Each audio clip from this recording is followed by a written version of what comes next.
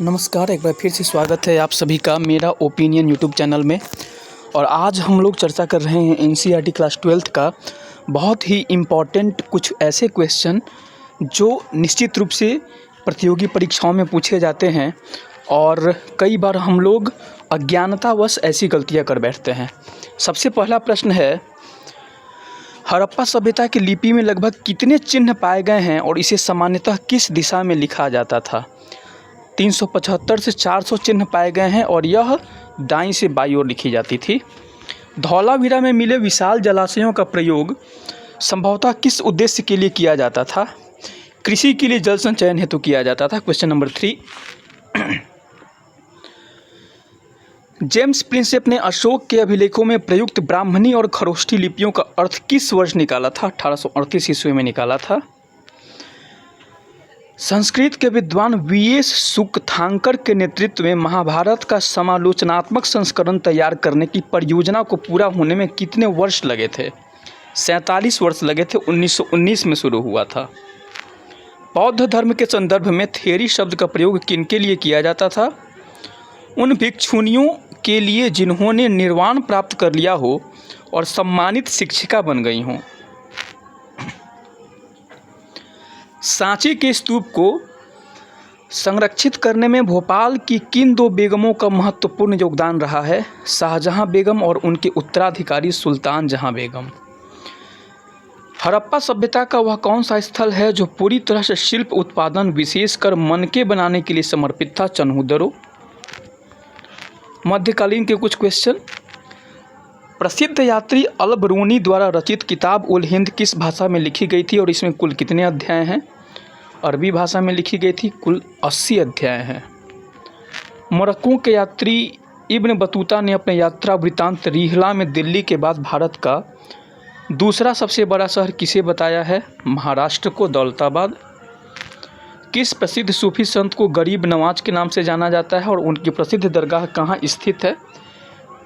ख्वाजा मोइनुद्दीन चिश्ती, अजमेर, राजस्थान में स्थित है।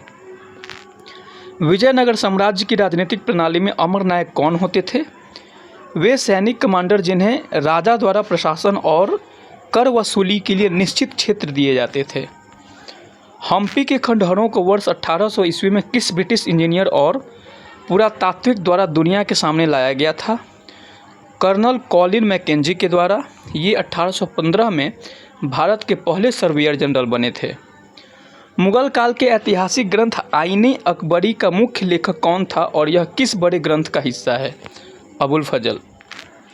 मुगल कालीन कृषि समाज में खुदकास्ट और पाही कास्ट किसानों में क्या मूल अंतर था? खुदकास्ट उसी गांव में रहते थे जहां उनकी अपनी ज़मीन थी, जबकि पाही कास्ट दूसरे गांवों से ठेके पर खेती करने आते थे। वर्ष 1793 में बंगाल में इस्तमरारी बंदोबस्त लागू करते समय वहां का गवर्नर जनरल कौन था? Charles Cornwallis. East India company के प्रशासन और क्रियाकलापों की आलोचना करने वाली प्रसिद्ध 5वीं रिपोर्ट ब्रिटिश संसद में किस वर्ष पेश की गई थी? 1813 ईस्वी में। ब्रिटिश औपनिवेशिक सत्ता के खिलाफ 1855 से 56 में हुए संथाल विद्रोह का नेतृत्व किन दो प्रमुख भाइयों ने किया था? सिद्धू और कान्हू ने। 1857 के विद्रोह के दौरान उत्तर प्रदेश के बरौत परगना में किसानों और आम लोगों को किसने संगठित किया था? शाहमल ने। महात्मा गांधी ने दक्षिण अफ्रीका से लौटने के बाद 1916 में अपनी पहली महत्वपूर्ण सार्वजनिक उपस्थिति किस कार्यक्रम में दर्ज की थी? बनारस हिंदू विश्वविद्यालय के उद्घाटन समारोह में। महात्मा गांधी द्वारा ऐतिहासिक दांडी मार्च के समापन पर नमक कानून किस तिथि को तोड़ा गया था? 6 अप्रैल 1930 को। मुस्लिम लीग द्वारा पाकिस्तान की मांग को लेकर प्रत्यक्ष कार्यवाही दिवस का आह्वान किस तिथि को किया गया था? 16 अगस्त 1946 को।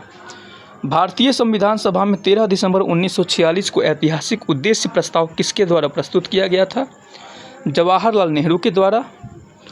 भारतीय संविधान का प्रारंभिक मसौदा तैयार करने वाले संविधान सभा के संवैधानिक सलाहकार कौन थे? BN राव।